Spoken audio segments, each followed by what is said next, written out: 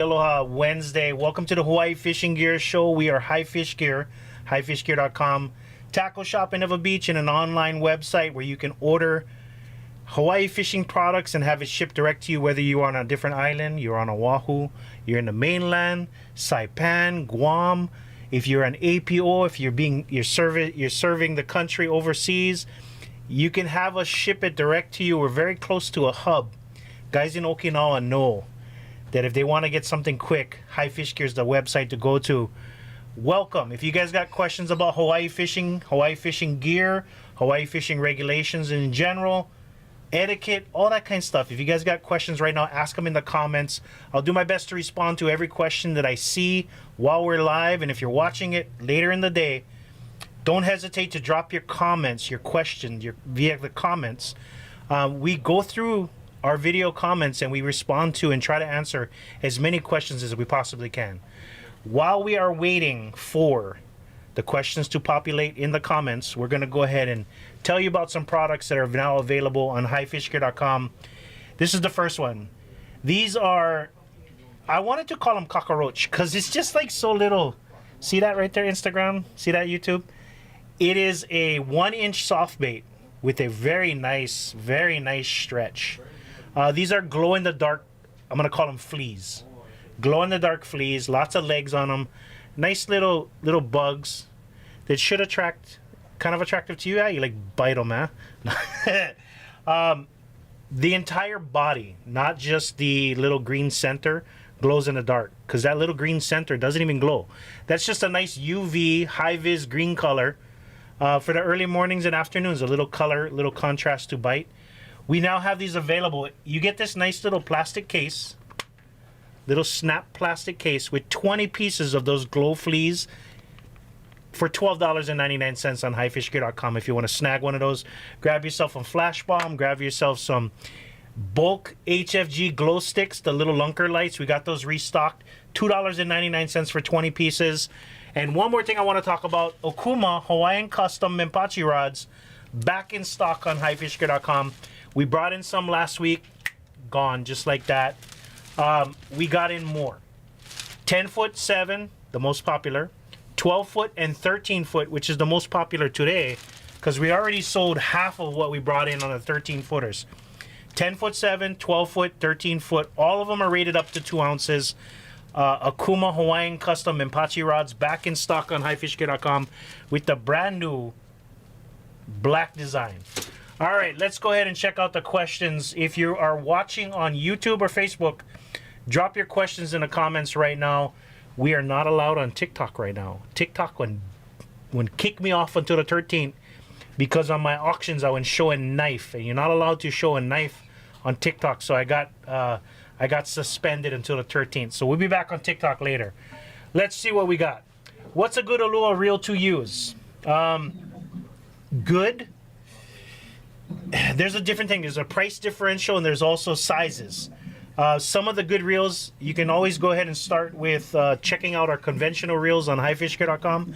The stuff that we stock are solid, consistently solid reels. We don't bring in the flash in the pan, the new stuff that's just might not work out for everybody. We bring in the consistent, solid, conventional reels that are meant for the way that we fish here in Hawaii. Jigmaster, Torium 30, Seagate, Sea Line, Fathom 40, Squall 40. Those are all great bait casting, slide bait. You can use all these different reels for those things. Check out our website, conventional reels. Those are a great place to start for an assortment of reels. All right, hopefully that answers your question. What's the best way to hook grubs?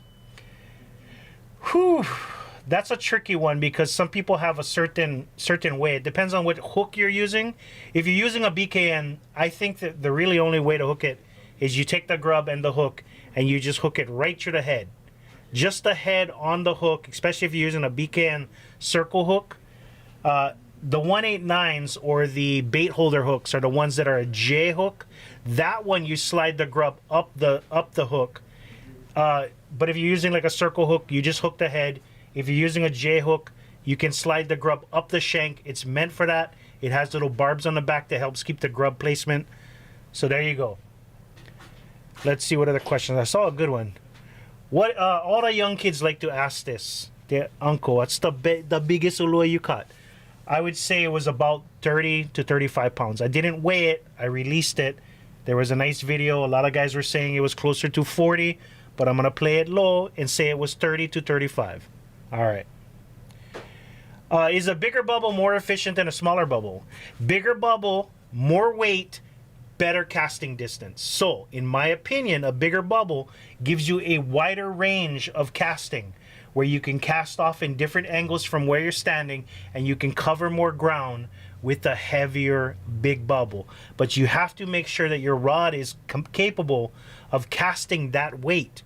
The tough bubble, the big tough bubble, full of water, is 1.9 ounces. It's just shy of 2 ounces when it's full of water. You can drop it down and get things. You want to try to match the weight of that bubble with your rod so you get the best cast from your rod. If you overweigh it, you're going to get a dump shot. If you underweigh it, you're not going to get a really good distance. If you have a rod that can only handle the medium-sized bubble, which is 0.66 ounces when it's full of water, in my opinion, if you ask the basic question, is it more efficient? You cover more ground, so yes, it is more efficient. All right, I think we caught all the questions on Instagram. I'm going to scroll down to the bottom and see if there's anything new. Island Charger brings up something that I'm sure some of you guys caught the drama on some of our forums, and it showed up on Stolen Stuff Hawaii and stuff like that. There was some violence that happened at Sand Island Beach Park.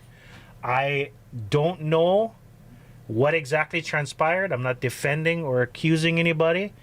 But there's no place for that in our fishing community. You guys got to pump your brakes when you get all pissed off somebody, cross your lines. Never, ever is it worth violence. Never, ever is it worth you catching a charge. You say everybody joke that like bomb lead when some diver or somebody swimming cuts their line.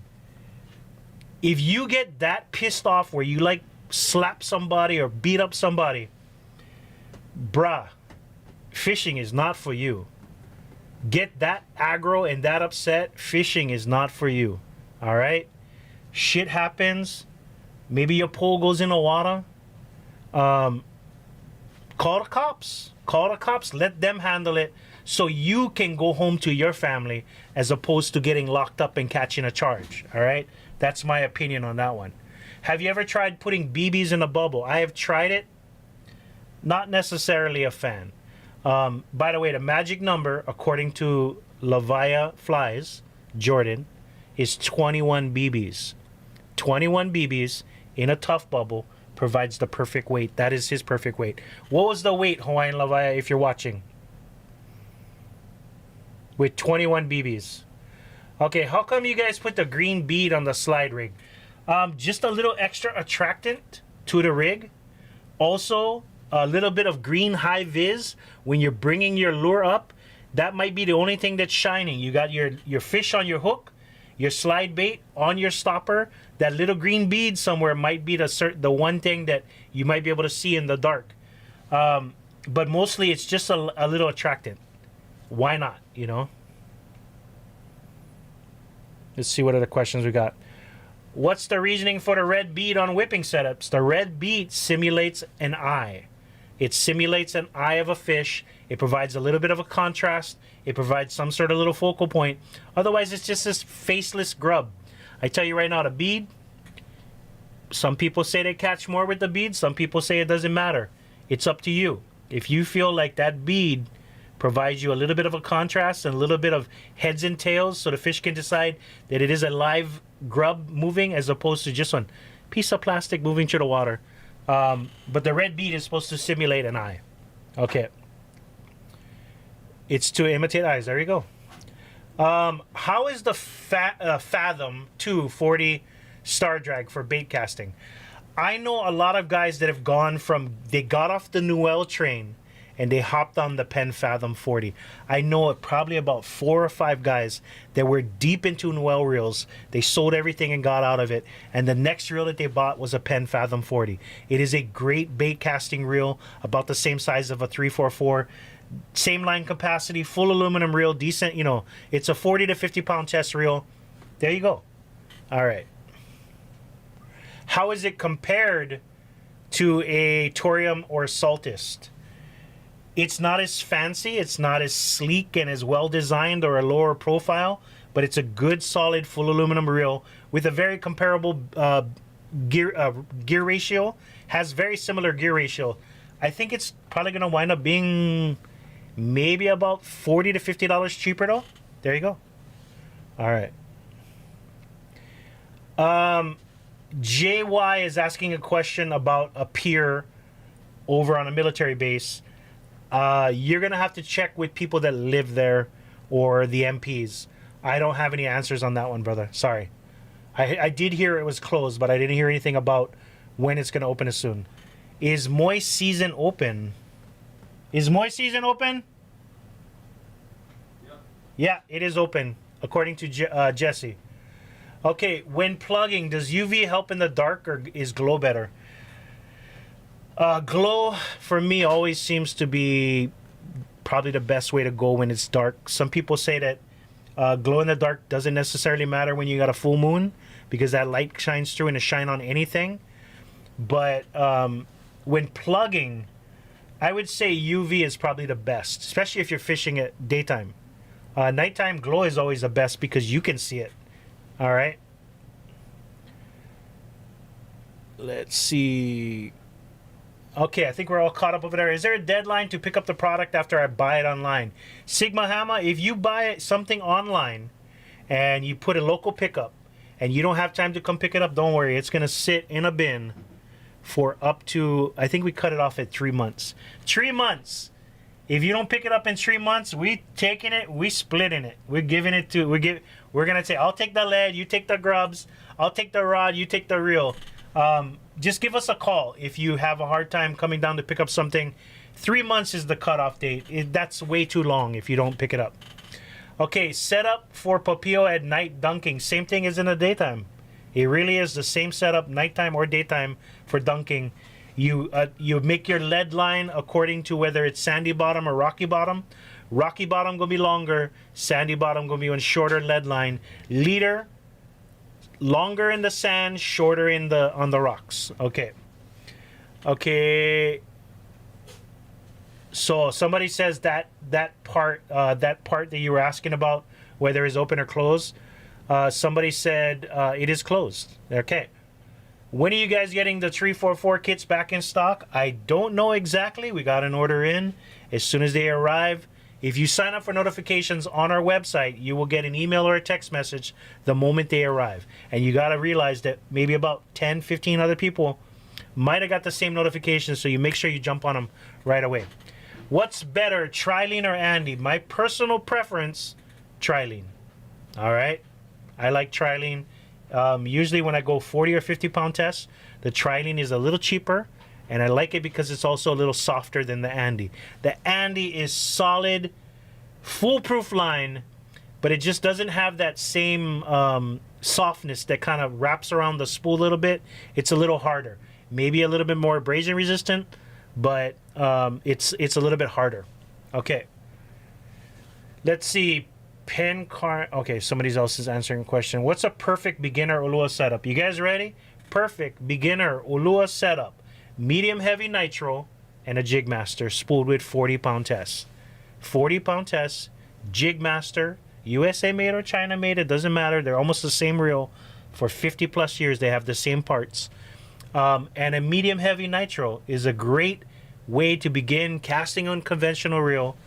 If you want to go straight to a heavier setup, a Penn 4.0 HLW, the wider version, with 60 to 80 pound tests, preferably 60 if you need to learn how to cast. All right, I think we're all caught up over here.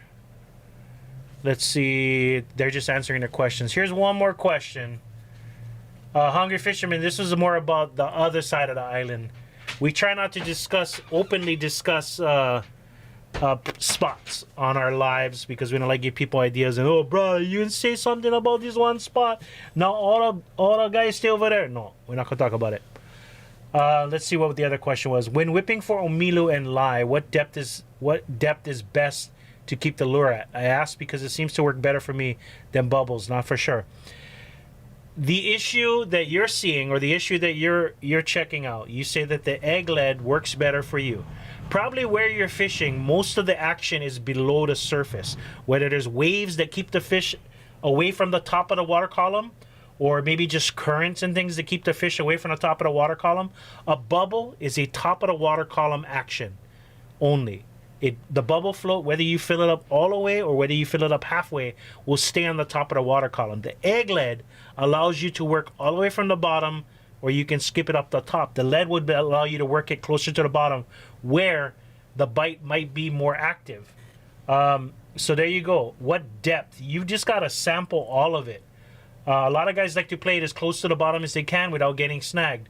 So a lot of times, first cast, nice and fast, slow it down until you start feeling that hit. Then you know the speed of retrieval where you want to be at, okay? What's the difference of JDM Shimano reels and the ones we have here?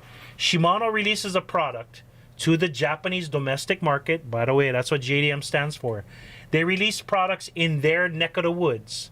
That is they're a Japanese company, and they sell goods to Asia, Australia. That is JDM stuff, Japanese domestic market product.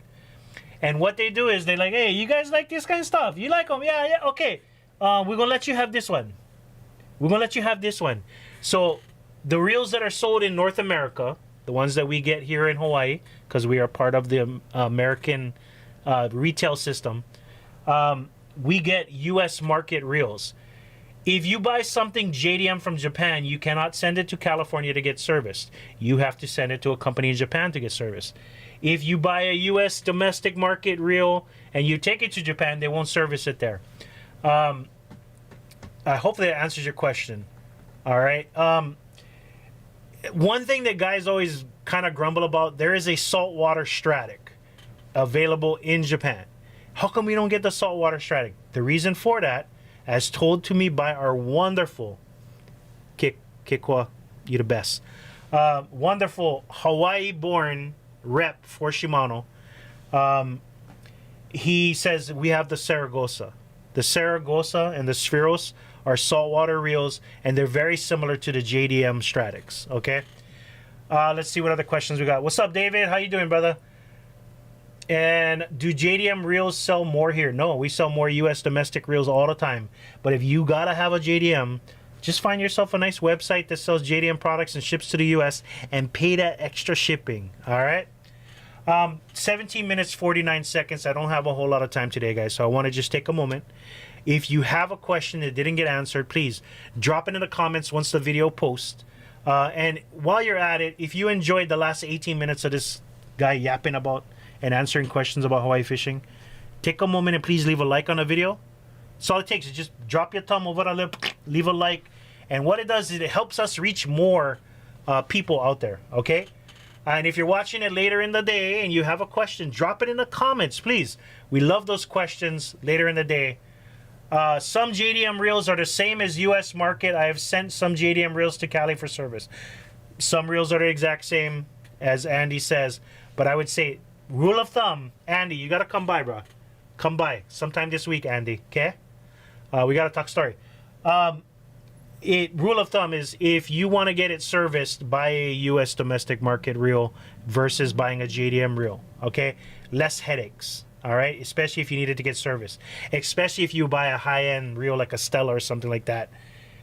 You're going to want to be able to have a company that will support the service. You can't send a JDM Stella to the U.S. market. All right. Hopefully that's it. You guys have a good one. Aloha.